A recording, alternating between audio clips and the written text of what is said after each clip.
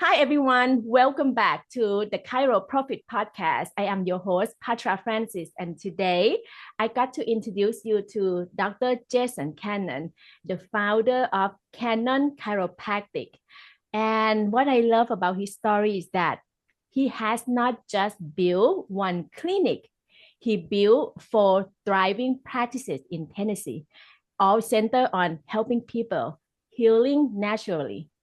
And on top of that, he's super active in his community, serving on boards, in like several boards member as a several board member, and being recognized for his leadership. And what I admire most is that how he balanced being a successful business owner and leadership while always keeping patient care at the heart of everything he does. And also, he is also a dad as well. I know you are going to be inspired by his journey. And so let's dive in. So, and thank you so much, Dr. Jayson, for being here today. Well, thank you. It is my honor, Patra. Awesome. And Dr. Jayson, I know you grew up in a family rooted in healthcare. I would love to start your story. What inspired you to choose chiropractic? And when did you know this is your calling? What pulling you in? Great question. So, as you mentioned, I grew up in a family of healthcare, but not chiropractic. So, Hmm. my father was a medical doctor, internal medicine doc. Had a couple aunts that are nurses, pharmacists. That's an aunt. And so I was in healthcare, but didn't know chiropractic early on anyway. So what led me to chiropractic was actually as a patient. I grew up with headaches. Um, and I took BC powder. So I'm in the South. I'm in Memphis, Tennessee area. And in the South, we take BC powder, which is crushed up Tylenol and aspirin. It's a powder form. So it's Huh. not a pill. Up north, they call it goodies powder. In the South, is BC powder. BC So powder. BC powder. So it's crushed up Tylenol and aspirin basically, and you just swallow it. Already crushed now. Kind of picture that. So it hits your bloodstream really fast. So from age probably 10 to 19, I suffered with headaches. We went to MRI. We had MRI. We went to neurologist. No one could find anything. So I kept taking this BC powder for the headaches, and it would knock the headaches down, but they would come back 2 to 3 days later. So um, my dad didn't really know I was taking this much medicine. Because even though your dad is a medical doctor, when you're sick, you go to mom. That's what you do. You ask mom, and mom would give me the BC powder. But at 19, I was a freshman in college, and about 2 in the morning one night, I woke up with this very sharp pain. I mean, just sharp, sharp pain in my stomach. And that's when you call your dad, who's a doctor. And I call him Doc, and I called him in the middle of the night. I said, Doc, I think I got stomach cancer, man. I'm dying. and he said, you do not have stomach cancer. Get off the internet. It's gonna scare you. He said, let's get you checked out. So we ended up going to a gastroenterologist, stomach doctor. And I remember he asked, he said, are you stressed? Do you have a lot of stress in your life? And I said, no, I'm 19. I got my first apartment. School is going well. And he said, do you take any medicine? And I said, no. And then I thought about it and I said, well, no real medicine. I take BC powder that's over the counter.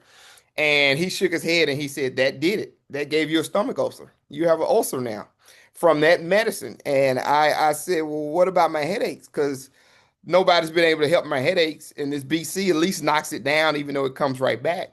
And he said, I don't know what to tell you. And my dad said, well, we're gonna try chiropractic.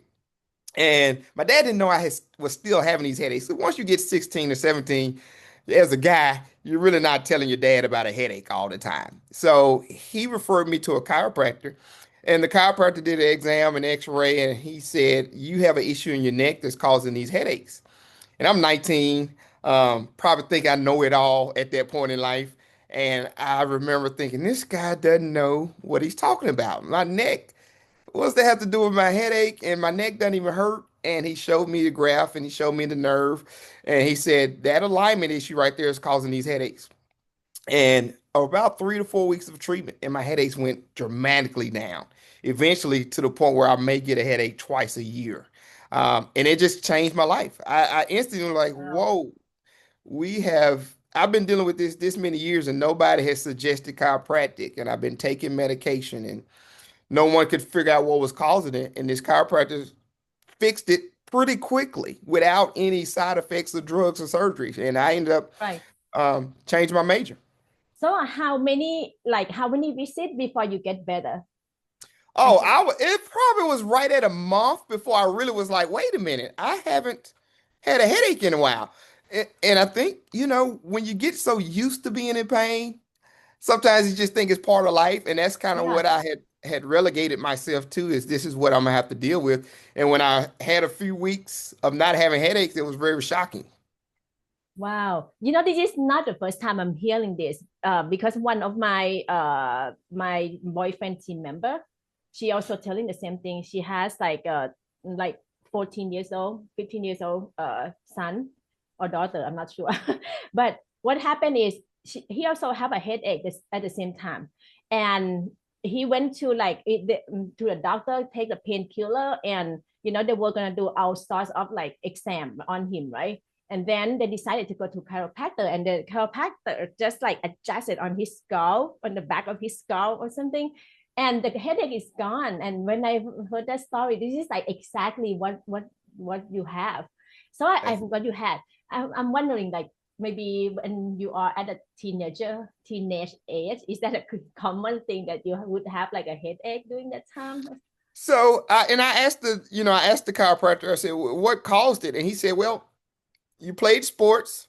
I grew up riding ATVs, where for four-wheelers and three-wheelers. I had dirt bike. I lived in like rural area. We had like farmland. So I did all Yeah. type of stuff.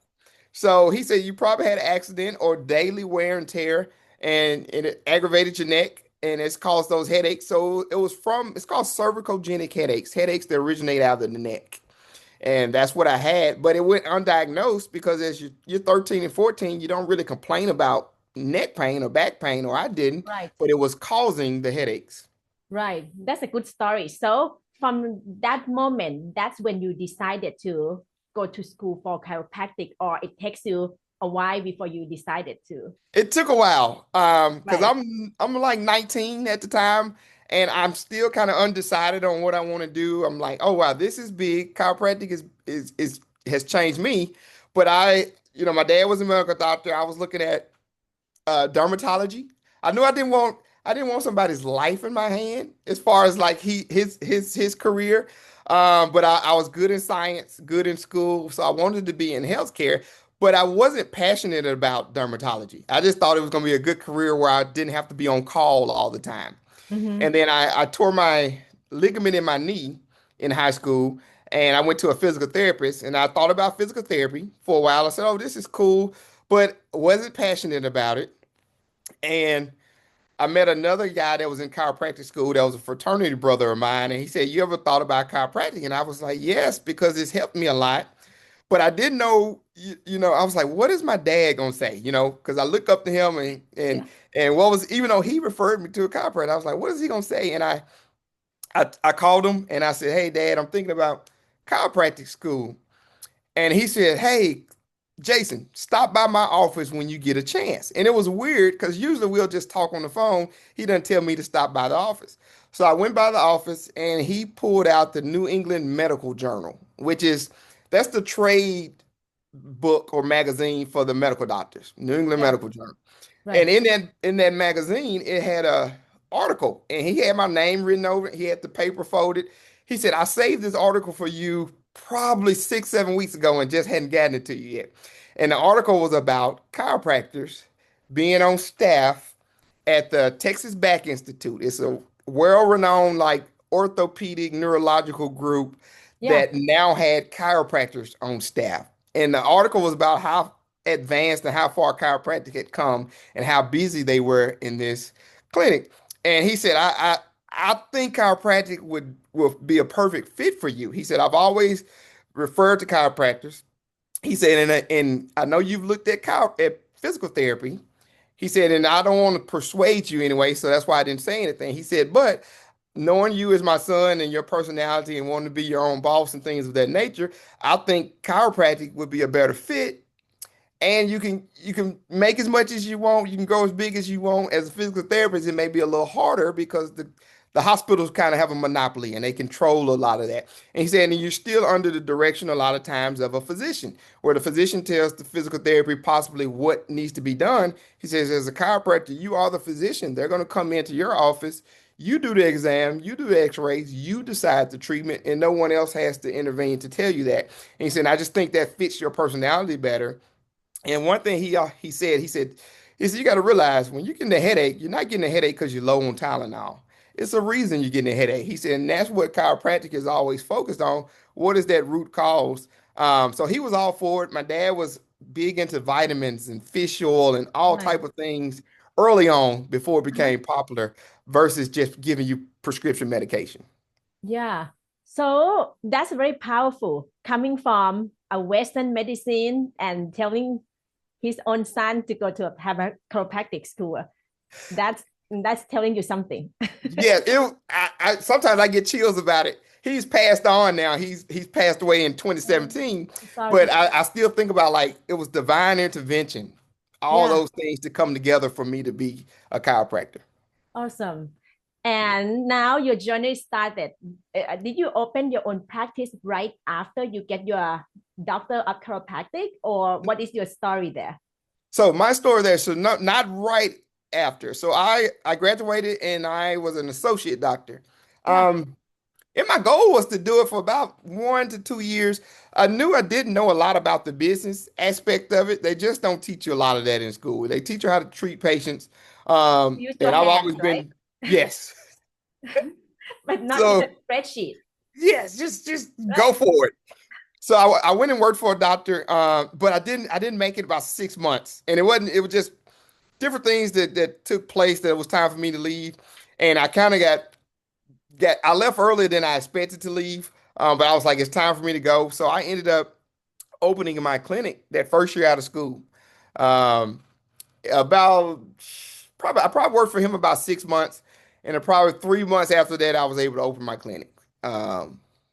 No, more than that because I had an issue. I tell you, I signed a lease Yeah. because Tell you don't know me. these things, right? Right. I signed the lease with this lady. They own this land and they own this building, and they were going to build me a brand new suite. And month after month, I would drive by and nothing would happen. No dirt would be moved.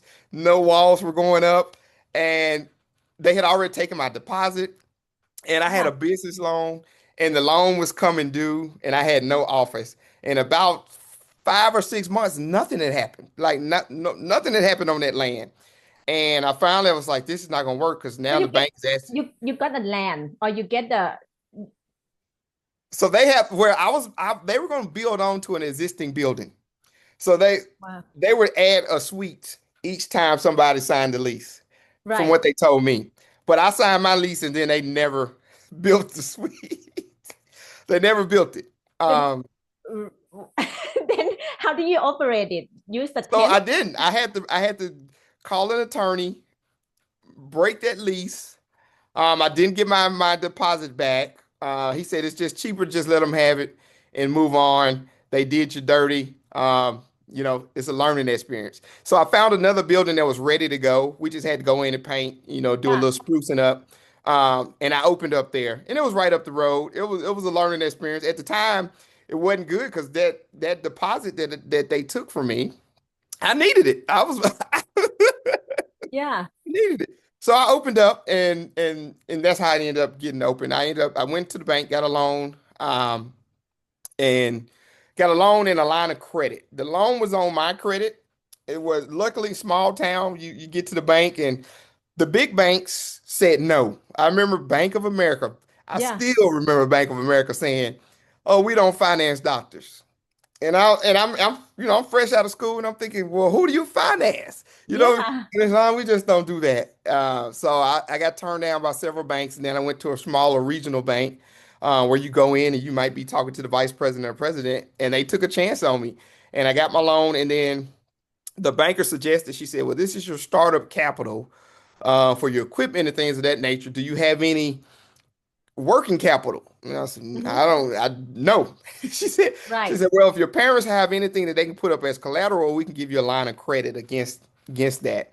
So I ended up asking my parents, and they were like, yes. And they owned something with a friend of theirs. I had to call their friend and say, hey, I promise you, I won't default on the loan. You won't lose your building. I just need a shot. And they said, of course. So I was blessed. And so I got the line of credit and ended up never having to use the line of credit. I just kept my expenses low and used that initial, I don't know, it may have been $50,000 startup, something like You that. said what? I think 60,000, 50. I think it was 50, 50,000 to 50. start up. Yes. And at that time, how did you run like a spreadsheet to see that what is the cost like of investment, like all the expenses that's gonna incur like every month? Did you do anything like that, or what is your Not like the first month out. I was just right? flying by the seat of my pants. The guy that I did work for, though, I did learn some good business principles as far as talking to patients, educating patients, treatment plans. He was part of a consulting group, like a coaching group. Yeah, So I did learn some stuff from him. In my first year, I didn't invest in a consultant or a coach, a and smart move. that was not the good. That was not the smart move. Oh, I should have. I should have. I didn't. oh, you didn't. I Okay, didn't. So the first year, so the second year, I said, okay, something has to change.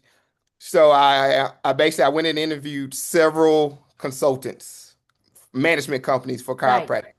And I settled with one, and then they gave me a 5-year plan that we worked on in the spreadsheet and understanding if you want to be here in 5 years, this is how many patients you need to get, this is how many you need to hang on to.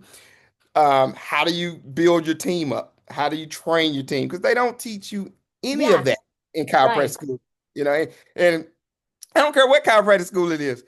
It's like one business class, and some retired guy that may didn't even practice, and they teach you more so how not to get in trouble, which I'm a guy of integrity anyway, so that's not something I really need to focus on. I'm not going to do those things, but also teach me how to be profitable and to grow a business. And That's that's one thing I think that's lacking in our school systems. Yeah, that's very important because, in order for you to be able to serve your community, you need profit from your business, right?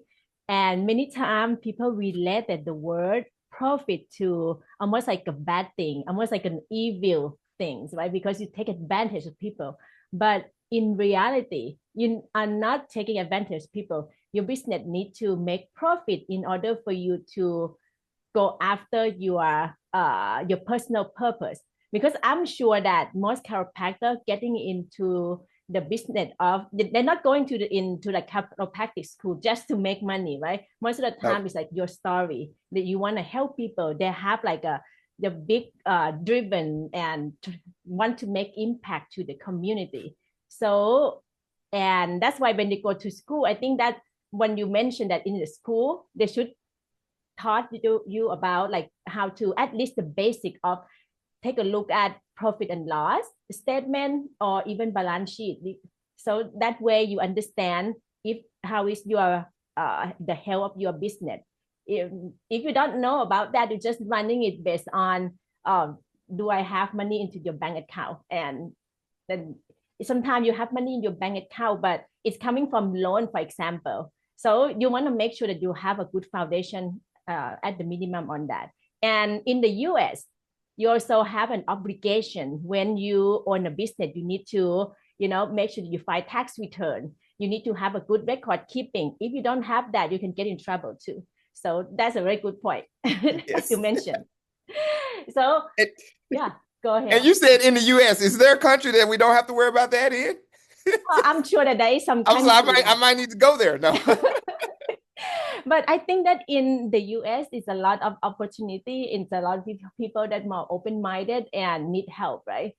Yes. Yeah, Yeah. but in the US though, even though you have to pay taxes, but there is a legal way for you to save a lot in taxes. If your accountant not helping you take a look into that, or not helping you, looking your financial with you on the monthly basis or quarterly basis, maybe that's the meaning is it's time for you to change your accountant.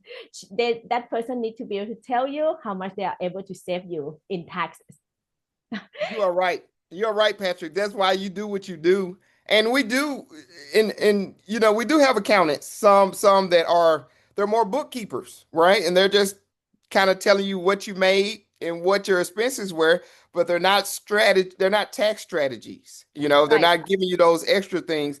And my accountant, I remember I told him I don't like gray areas. We don't want to be Yeah. gray, but Um, if it's a legal way for us to save on taxes or to invest a certain way, I want to know about it. That's what I'm paying you for. I don't want to give anything extra to Uncle Sam than I have to. And that's just the benefit of being a business owner, and you should look for that. And I'll say sometimes you can outgrow your professional team. So like my first accountant, we kind of started business together. He was young, I was young. yeah. I loved him because he came over and figured out what I was doing. He met me on site and we talked through things, and he was really great for probably 12 years or so, 12, 13 years or so. And then it got to the point where I kept growing and started doing some other ventures outside of chiropractic and real estate and different things. And I was like, man, I'm paying too much in taxes. You got to give me some help. Yeah. And I started reading and researching things, and I would bring things to him. And he said, yeah, I think that would work. But I want him to tell me that. So I ended up having to kind of leave him and go to someone more like you that focus on being Proactive. proactive. Proactive is what we want. Yeah. Exactly. And there are so many loopholes that can help you. And the thing is, the way I look at it is, it's not just about reducing taxes, right? What you want to do is you want to focus on building your net worth because that's the big picture. You are working for a reason. And the two main reasons that you have to remember is number one is for your freedom. And number two is for you do what you love. So that's I usually always tell my client that. But let's get back Like to your that. story. I like that. Right. We just need to know, like, like give us like more clarity. Why are we here for, right? Otherwise, we're just working and turning the wheel, and it just one day Right. we may burn out. So Yeah. yeah. So I know that, like some chiropractors, they wanted to build their own, like doing the work and work with the patient themselves. And they only have maybe one assistant or like just one location. What made you decide that? And how do you know at which point in time that it's time for you to expand to the second location, third location, and fourth location? And how long does it take you from here to the fourth location? I mean, not from here, from the zero to fourth location.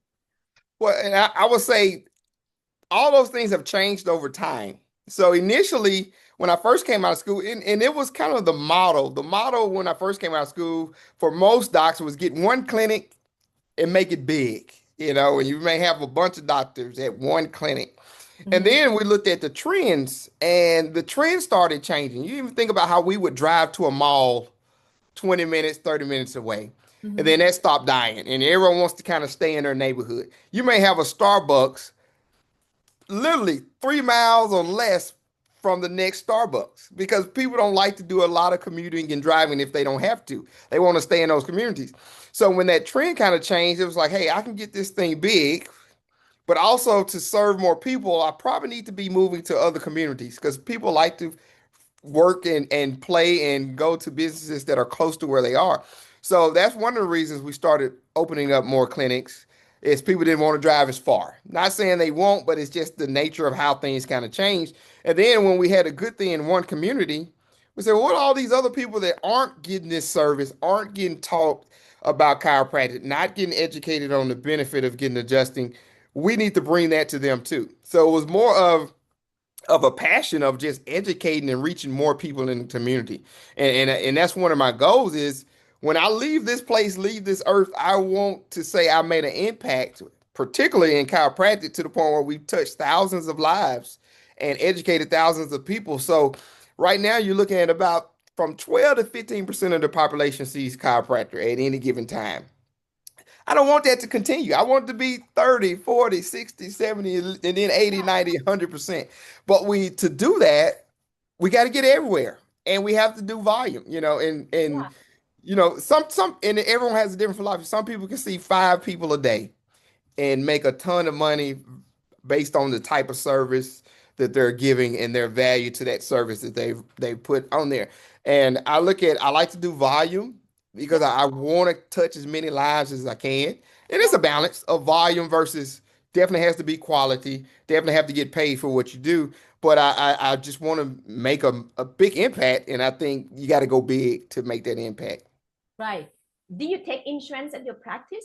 Yes, yes, yes. Take insurance, and that comes up with particularly the younger doctors when I go and do talks or question and answers with some of the younger doctors, and they are sometimes they're getting told to go all cash, and I get it because you're like, hey man, the insurance game is just so tough, and it's you're fighting for every dollar.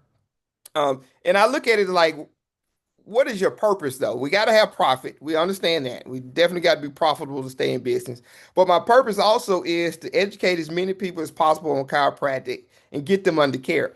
So I don't want to start by putting up barriers. If hey, I'm all cash. So how many people who don't even know what chiropractic is, and they're like, hey, man, I'm just going, you don't take my insurance, I'm not going to go, or I'm going to go to the next guy. So I want to break down walls, bring Yeah. them in, show them the value, and then they'll pay for what they need. And the thing is also is most insurances now, the patient is still paying the bulk of it because they have big deductibles Right. or the co-pays or they don't cover all the services. So they're still gonna have to pay for their service. But I tell my docs, you know, each thing you do in the office, have as the forefront the intent and how it benefits, or is it for the patient or is it more for you? All right. Yeah, for me, we would go all cash and work one day a week. Yeah. That sounds great. But is that really for the patient? No. So I just choose to be able to do cash, insurance, whatever comes through the door, and you set your price and make sure that it's enough profit in there for you to make a profit, continue to grow, continue to knock down your debt. But I don't want to put barriers on chiropractic or people coming into the office. Right. So how long does it take you from the first location to the fourth location?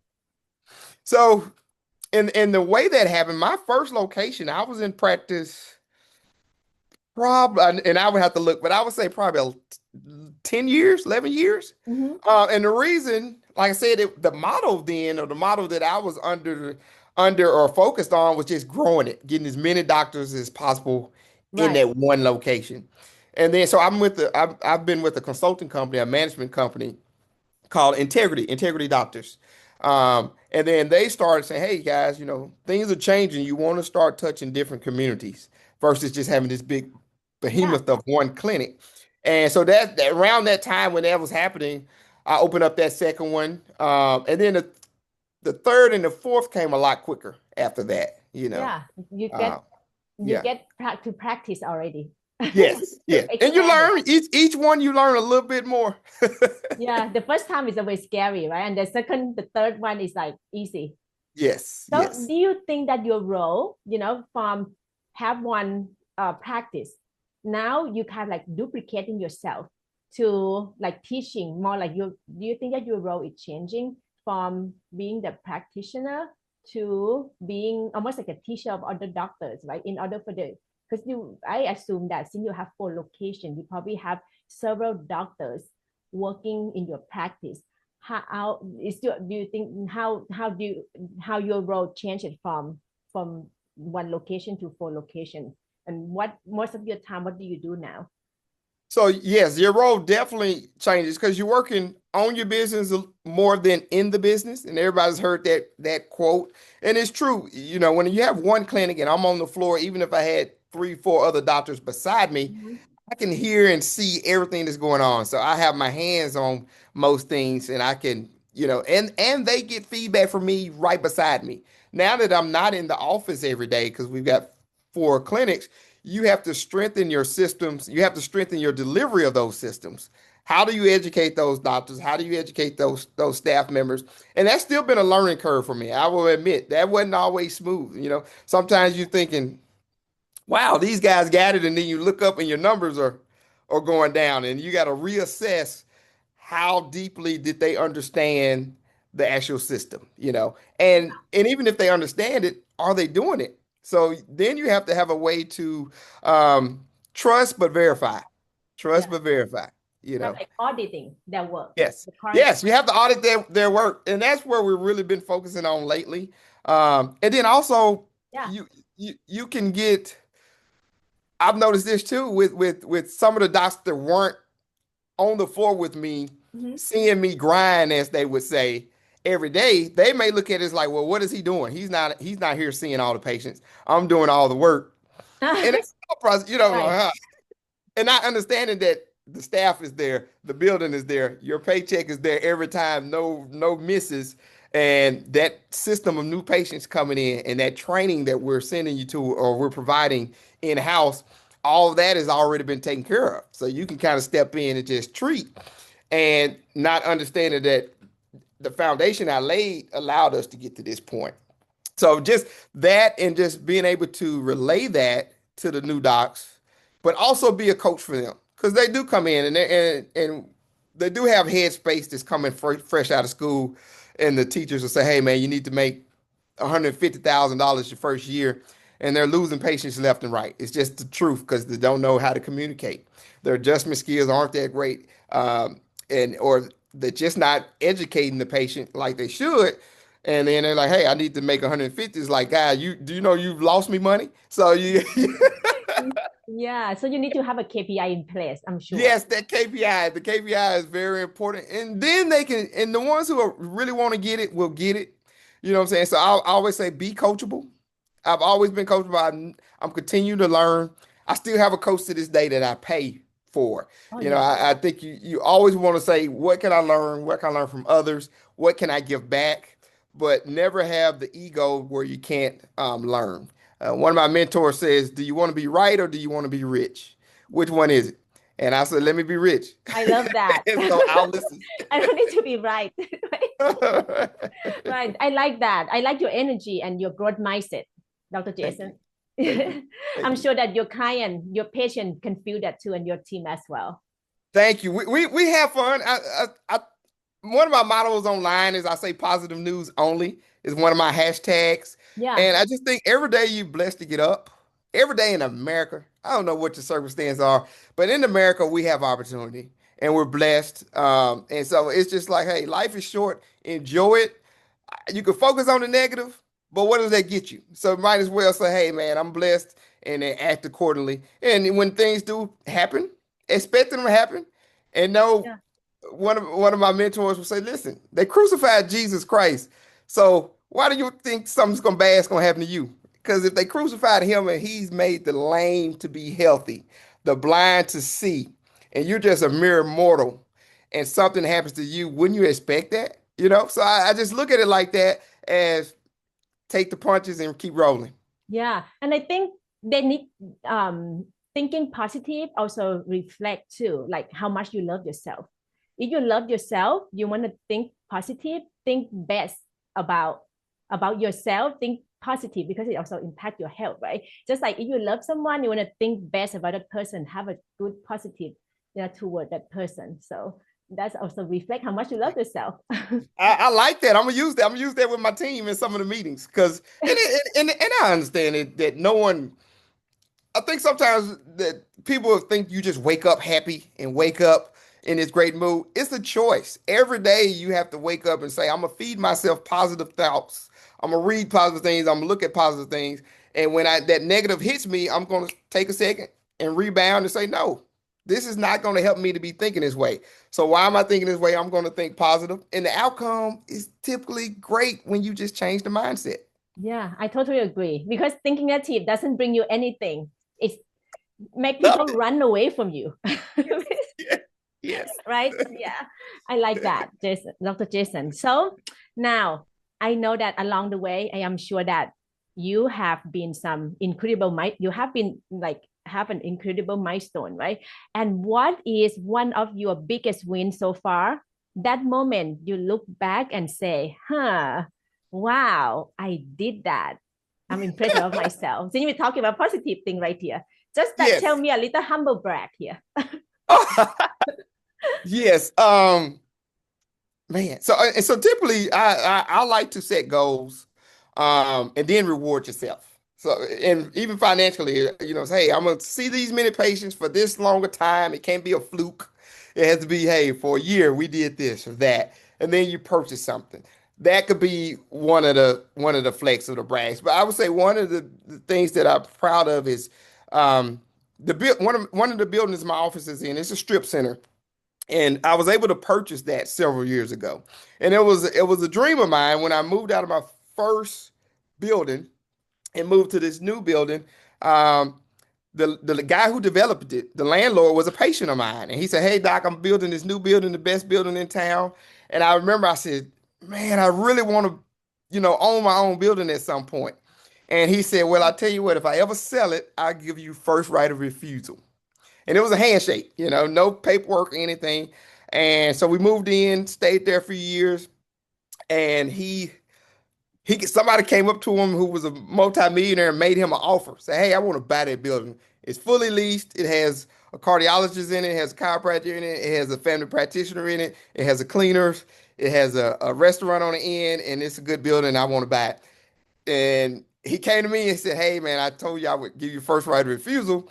The building wasn't for sale, but this guy wants it, and this is the offer." And I was like, I can't do anything with that." I was like, "I can't afford that right now." And he said, "Okay." And it was like, because I'm still not that deep in practice. I was only in my second or third year in that building. And some of it was headspace, not understanding the real estate like I do now, and knowing the tenants that were in it, and the tenants were paying the rent, and it would have been a good deal. But also coming up with that down payment. It's just I wasn't in that position at that time. And then a couple years later, the guy that actually bought it decided to sell. He wanted to retire and just leave town and go off to Florida and just retire. And at that point, I had really gotten more into real estate. And one of the things I'm proud of is I never went and really got that big doctor house or that doctor those cars and things Right. that would have really slowed my net worth growth down. So instead, I was making small investments in rental houses and things of that nature, and stacking money. So when it was time to buy this shopping center, I had the money in the bank and I was able to purchase it. Wow. So that was I would say That's was a your big flex. win. Yeah, it was a flex. Oh my God, I'm so happy for you because many times, you are very smart because many of successful people, before they put money into the investment, they want to show off and buying nice car, nice houses where they don't produce them any like passive income, right? But you choose to put a priority in place because which is investing into real estate before other fancy car, and that's a very smart move, Right. Dr. Jason. I've never owned a brand new car. What type of car do I you always drive right so now? now I like a nice car. It may be a Lexus, but it's Nice. gonna be 2, 3 years old, and I'm gonna run it till the wheels fall off. I mean, by you telling me that you are driving Lexus, I can already tell that you are a smart, frugal person because Lexus is a good investment. Yes. Not a commercial, just talking. Right. Yes. You can be, I can consider you to be one of an Asian. Just I'll kidding. take it. Just kidding. Okay. I'll take Uh, it. that's amazing. I love hearing the wins like that. And so you've grown your business to 4 locations, which is amazing. What do you think helped you grow to that level? Having the coaching, the consulting company, the chiropractic consulting company, um, and also just being around people that are on a level higher than you as far as business wise. I think we can at times be the big fish in a little pond, and we kind of start thinking we're like killing it. But surrounding yourself with people who are thinking on even a bigger level stretches you, and those people, if you're around the right people, they share knowledge. I think that's a misconception that wealthy people or rich people are stingy with their knowledge. And what I've found is the really, really wealthy people, they have an abundance mindset. So they're willing to give you free knowledge. It's the person that has a little bit of money that's just kind of tight and doesn't want to share. But that real wealthy guy's like, "Hey man, this is all good out here. Do this, do that." So being around the right people. I read a lot. When I was in chiropractic school, my dad would give me different books, and I just always liked it. Rich Dad Poor Dad was one of my first books that my dad gave me when I was probably 19 to 20. And that sparked my interest in thinking a little differently, getting into real estate. And I never mind working. Like working to me is just, hey, you want something, you need to go work for it. So I never looked down on working or really looked at how somebody would perceive me. Like I can drive a Bentley or I can drive a my Lexus has 250,000 miles on it right now. And like it is like it gets me where I need to go. It still looks good. So I really haven't gone with the trends. I do my own thing. And that's just kind of how I've always been. That's wonderful. Um, I you read my mind. That was one of my question. That what is your favorite book? But you already answered me. I wrote it down. So Rich Dad and Poor Dad is Mhm. so the key takeaway is to think of like running a business as an investor, right? Is what is the key takeaway that you're getting it from the book? Yeah, and so the way he does it, he said, I have my rich dad and my poor dad, right? And in the book, his poor dad is the average thing that they tell us to do. Go to school, get a degree, get a job, and work, get a 30-year mortgage, pay it off.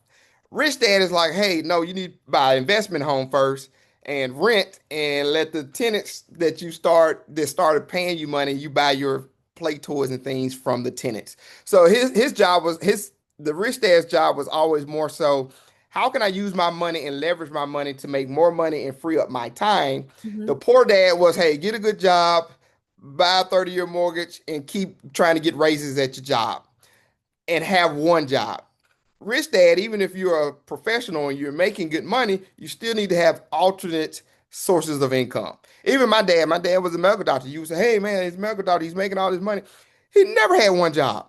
He always had three, four different investments or jobs where he's going out, even doing home-based businesses and things to help him have tax write-offs. So I've always saw my dad not just say, hey, I'm getting this check. I'm going to have multiple things that I'm going to do because you never know when one is going to slow up. Or it may say you're doing insurance and all of a sudden they change the insurance laws. So then you put all your eggs in one basket. And I think maybe the genius thing I did is when I was younger, no kids, no wife. I'm married now, lovely wife, and my son who's about to turn 14.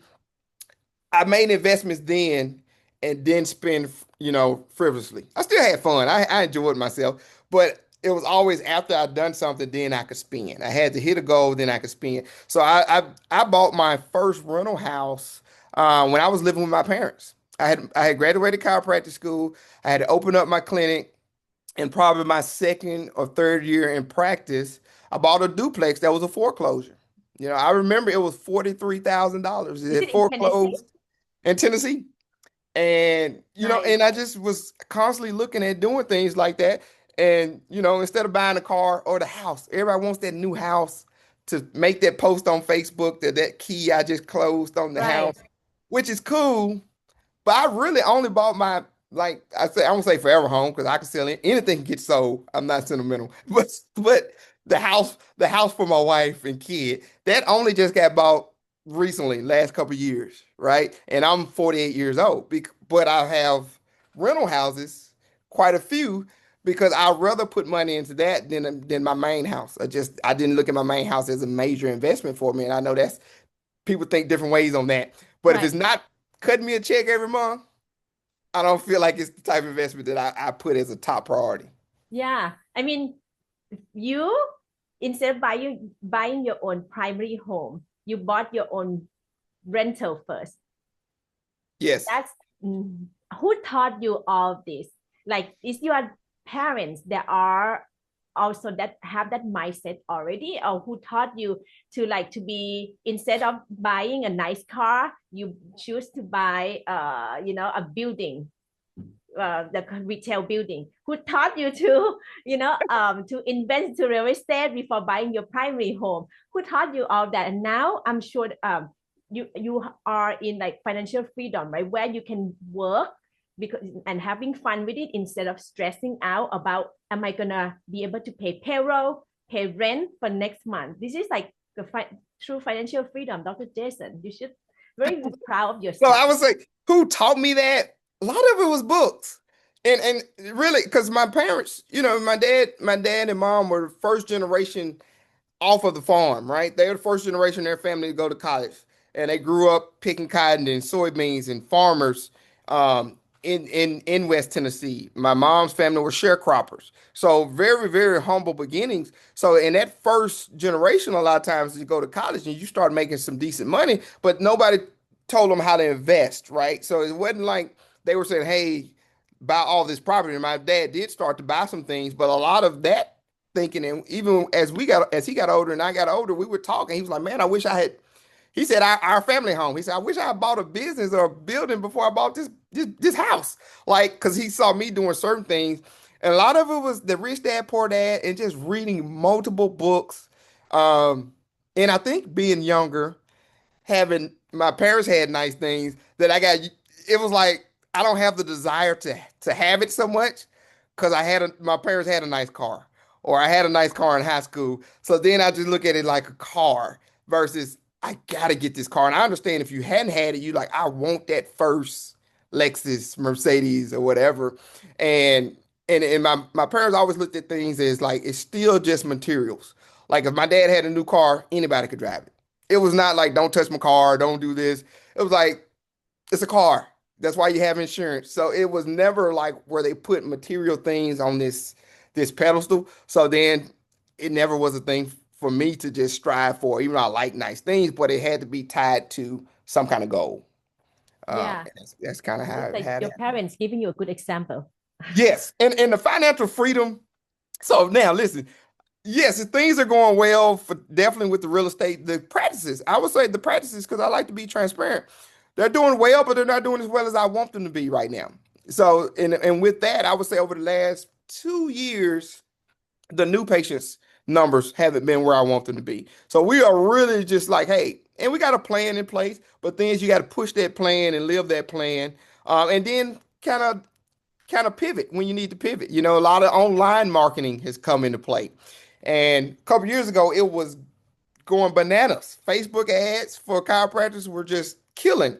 Then it went down quite a bit, and now they're coming back up with AI and all these things that you have to be locked and loaded in. So it's one of the reasons we're going to a conference this weekend in Dallas, Texas. And it's all about AI and chiropractic marketing and having that AI bot be able to, when they hit that voucher, be able to respond in real time, and book that patient and notify a live person if they need to. But so those things, I think you have to keep growing and understand that, yeah, if you rest on your laurels, things will go backwards. I have a picture in my email of service merchandise. Service merchandise. I don't Mhm. know if you remember that business, and it was like Best Buy. It was the big Mm. big electronics store before Best Buy, and I just it went out of business. Just it's almost like Blockbuster how it went out of business. Service merchandise. I remember spending so much money in there in Mhm. college on Yeah. on radio equipment, and then it started looking dark. You would go in there and it didn't look as good, and Best Buy was bright and it was yellow and blue, and they had the team members all excited, and you would go in there and they had the TVs, and I Mm. remember just thinking, uh-oh, something's not happening good for service merchandise. Best Buy is doing something different. And all of a sudden you start seeing service merchandise went out of business. So I keep that in my mind that if you're not constantly evolving, taking care of your customer, sticking to your morals and doing the right thing, that you can be a service merchandise. So things may go up and down, but we always eventually get them going in the right direction. You just got to stay locked and loaded. And like you said earlier, when you're not in the office, how do you keep your eye on things and make sure those systems are good and have those audits? And that's where I think my growing pain has been as I've expanded. 1 and 2 is cool. And then you add 3. Okay, we got 4. All right, we got to keep expanding and making sure you're hiring and training and motivating, um, and encouraging and coaching the right team members. Right. Would you say that since you're talking about challenges, would you say that this is the toughest of your journey at right now? Like the biggest challenges in your practice right now, which is trying what is it though? I let you Biggest challenge right now is keeping the systems across all 4 offices and Mm. new patients. New Getting the new patient patient. I quite I might be even though quite chiropractic is it's more accepted now than ever. You know, you even got your TikTok videos and everybody's doing all, Yeah. like, everybody knows not know what chiropractic is, but they know of chiropractic. They're not afraid of it. They understand the benefit. The NFL, the NBA, the Major League Baseball all have team chiropractors. So it just, it's like, hey guys, it's safe. Everybody wants it. Everybody needs it. That is the good thing. But also, you could get lazy with AI. You can get lazy with Facebook and online marketing and thinking that that's the do all, and it's a portion of it. But getting in front of people, talking to people, telling the chiropractor story, nothing still beats that. And it's a good example is during COVID when everybody went to church online. And everybody's, oh yeah. And it was good. But it's nothing like sitting in that congregation in front of a preacher and feeling the energy of the other people. So still taking the message of chiropractic to people, answering their questions, they understand your story. Me telling my headache story to somebody in person still is a different level of conviction than the internet. So I think we just got to have where you're doing a little bit of everything. It's no one magic bullet. And I think at one point we kind of relied too much on putting a Facebook ad out. And now it's Right. Facebook ad, building that brand, of course. But also, we've always gone into community and given back to the community, and building that brand that way. And I think we have to just do more of that. Yeah, and one thing that you have to be cautious about it too when you invest into marketing, Facebook ad, right? You need to have like good tracking system like KPI to know exactly, okay, how many people book an appointment, how many that turn into uh patient and all of that because all the click is costing you money. ROI, ROI. Exactly, so that's why it's right when if you start like doing like some type of marketing, especially on the social media, you need to have very good spreadsheet or tracking system to know exactly what type KPI do you have, because you don't want to just spend money and just go out of the drain, right? And there's a lot of twisting. That's why I think, and so your biggest challenge is on the marketing, how to acquire new patient. The second thing is about a quality control to make sure that your team communicate with your patient, and so that you can retain clients to come up over and over. It's not just about you have good adjustment only, but also like how do you tell your patient that, hey, you know what is it because sometimes the result doesn't come just like that, right? Sometimes it's more like a maintenance, and they need to know that this is going to be good for them for a long term, not just some Yes, people yes. doesn't know how to communicate to patient that way. So Exactly right. Yes. yeah, and so that's good. And so what else do I have? Okay, this is, I think it's very important question. If you could go back and give your younger self one piece of advice when you were starting out, what would you say? What would you say?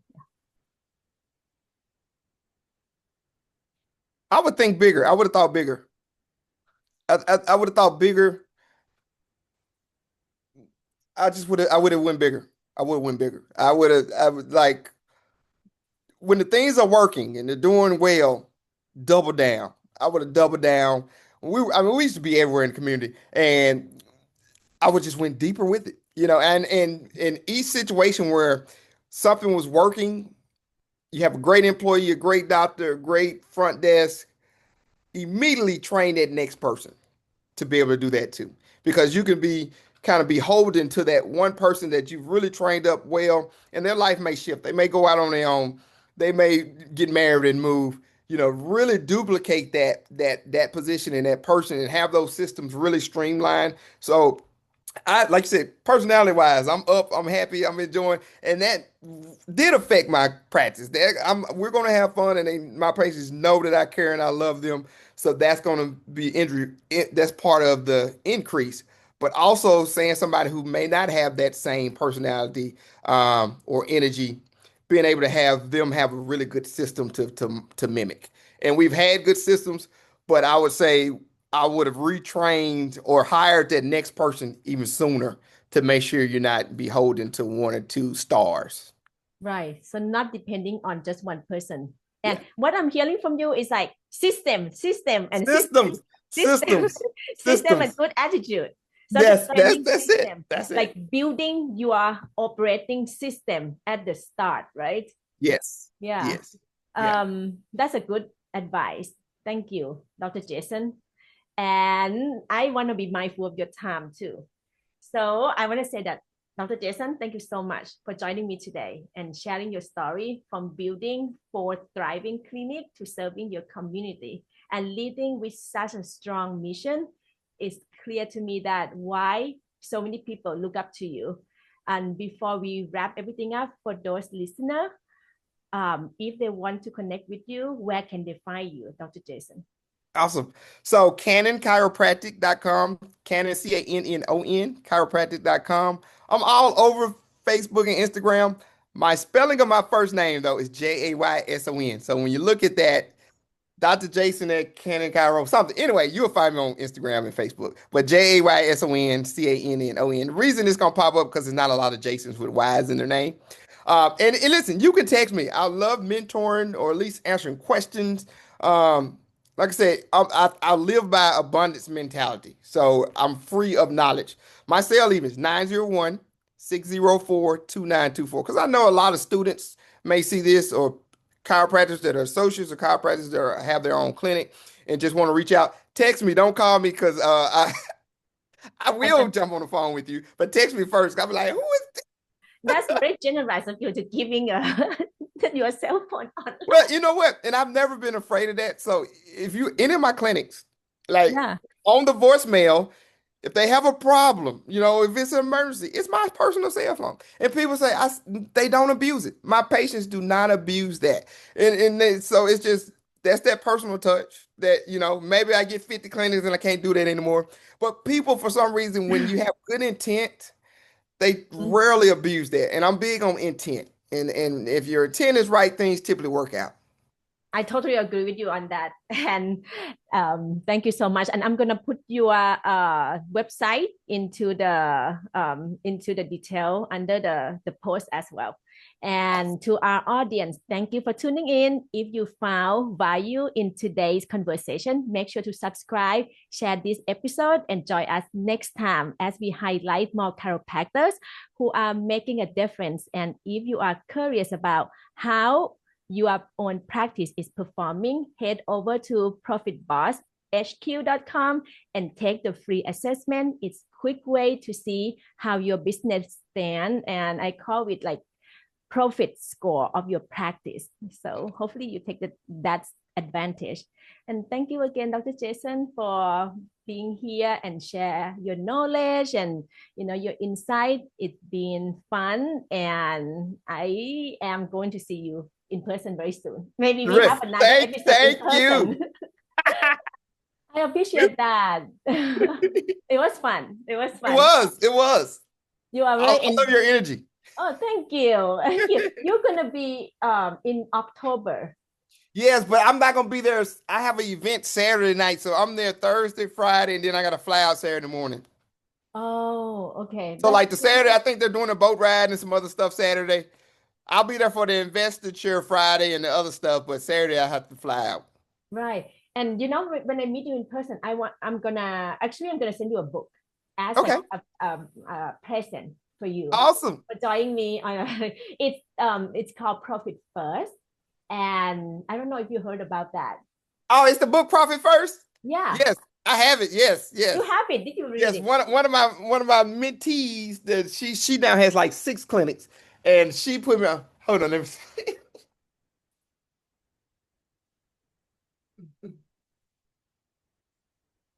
Right there. Exactly. Yes, that's the one. Because we are Profit First certified in our practice, and Awesome. we taught chiropractors how to increase their profit by using the Mike McCullough system. So it's Awesome. all about putting an intention in each bank account. Where that money going? Exactly. Oh, you're making a big impact. I guarantee you're making a big impact, and you're Yeah. gonna be making more impact. Yes, I am. That's why I'm trying to spread the word out and making many chiropractors knows about there is a way, and they don't have because everything here is all about creating the system that works for you, right? And with that methodology is teaching you how to use like human behavior for to create like a good cash flow system for yourself. It's like, Right. so I was gonna give you that as a present. I guess you already had the book, but I'm gonna write. Did you read the whole book yet? You know what? I started a book and I was really on it and I ain't finished yet. What I'm gonna do is I'm gonna put a note, like a post-it note for you, so you don't Gotcha. have to read for the whole book. You can just read the part that important because I know that you are busy. You Okay. need patience, so I'm gonna do that. Thank you. Yes, but thank you, Jason. And Well, if you thank you. I'll see you in October. yeah, see you in October. Thank you so much. Appreciate All right, you. man. Bye. Yes, bye.